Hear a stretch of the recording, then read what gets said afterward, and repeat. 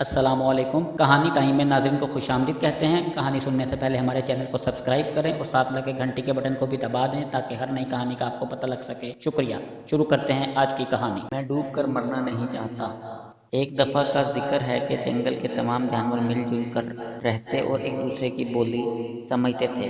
کچھوے اور گلہری میں گہری دوستی تھی۔ جنگل کے دوسرے جانوروں کو ان کی دوستی بہت عجیب لگتی تھی کیونکہ دونوں میں کوئی بات مشترکہ نہیں تھی، لیکن دونوں جانتے تھے کہ وہ ایک ہی جیسے ہیں اور ان کی عادات بھی ملتی جلتی ہیں۔ دونوں کسی بھی کام میں جلدی نہیں کرتے۔ دونوں کو بیر بہت پسند ہے۔ درخت سے بیر توڑ کر کھانا ان کا معمول ہے۔ گلہری درخت پر چڑھتی اور عمدہ پکے ہوئے بیر کتر کتر کر کھانے لگتی۔ پھر جب اس کا پیٹ بھر جاتا تو وہ بیر شاخوں سے توڑ کر نیچے گرانا شروع کر دیتی۔ اس طرح کچھوا جو نیچے کھڑا ہوتا وہ بھی ان بیروں کو کھانا شروع کر دیتا۔ ایک روز جب کچھوا بیر کھا رہا تھا تو وہاں سے بھیڑیے کا گزر ہوا۔ اس نے کچھوے کو دیکھا تو بنا محنت کے بیر کھانے کا ارادہ کر لیا۔ وہ دبے قدموں کچھوے کی پشت پر بیٹھ گیا۔ جب گلہری اوپر سے بیر گراتی تو کچھوا اپنا منہ کھول کر آنکھیں بند کر لیتا۔ اس سے پہلے کہ بیر کچھوے کے منہ میں جاتا، بھیڑیا اچھل کر انہیں منہ میں دبوچ لیتا۔ جب کافی دیر تک کچھوے کو بیر نہیں ملے تو وہ گلہری پر خفا ہونے لگا۔ گلہری جو اوپر سے بھیڑیے کی کارستانی دیکھ رہی تھی، اس نے بھیڑیے کو سبق سکھانے کے لیے ایک بہت بڑا بیر توڑا اور نیچے کی طرف گرا دیا۔ بھیڑیا پہلے کی طرح اچھلا اور بیر سیدھا اس کے حلق میں جا کر پھنس گیا۔ بہت کوششوں کے بعد بھی وہ بیر حلق سے نہیں نکل سکا اور دم گھٹنے کی وجہ سے اس کی موت ہو گئی۔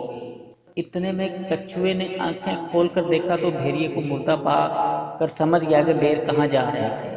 جنگل کا دستور تھا کہ فاتح مفتوح کے جسم کا کوئی بھی حصہ کاٹ لیا کرتا تھا۔ چنانچہ کچھوا بھیڑیے کے دونوں کان کاٹ کر گھر لے آیا اور اسے چمچ کے طور پر استعمال کرنے لگا۔ اب اگر اسے کوئی چیز کھانی ہوتی تو ان کا استعمال کرتا۔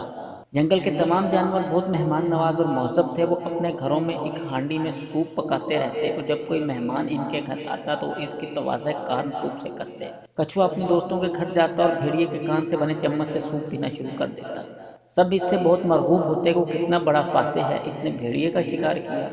جب جنگل کے دوسرے بھیڑیوں کو بھی معلوم ہوا تو وہ طیش میں آ گئے۔ انہوں نے تمام بھیڑیوں کا اجلاس بلایا اور طے کیا کہ وہ لکڑیاں جمع کر کے خوب آگ دہکائیں گے اور کچھوے کو اس میں ڈال دیں گے۔ اگر کچھوا واقعی فاتح ہے تو وہ اس آگ سے نکل کر دکھائے۔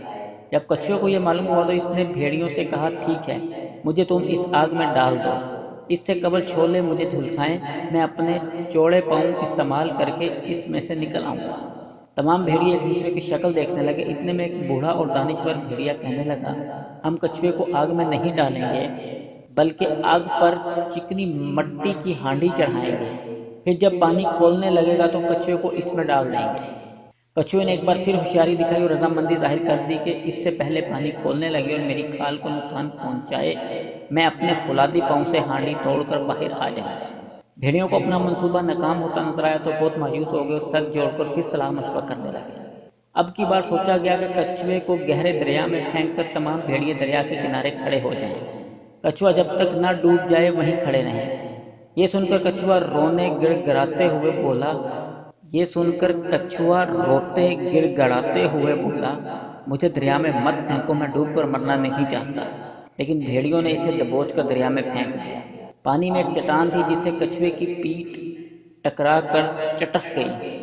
کچھوے تو دریا میں ہی رہتے ہیں، پانی ان کے لیے انوکھی چیز نہیں تھا، اس لیے بآسانی وہ تیرتا ہوا دوسرے کنارے تک پہنچ گیا۔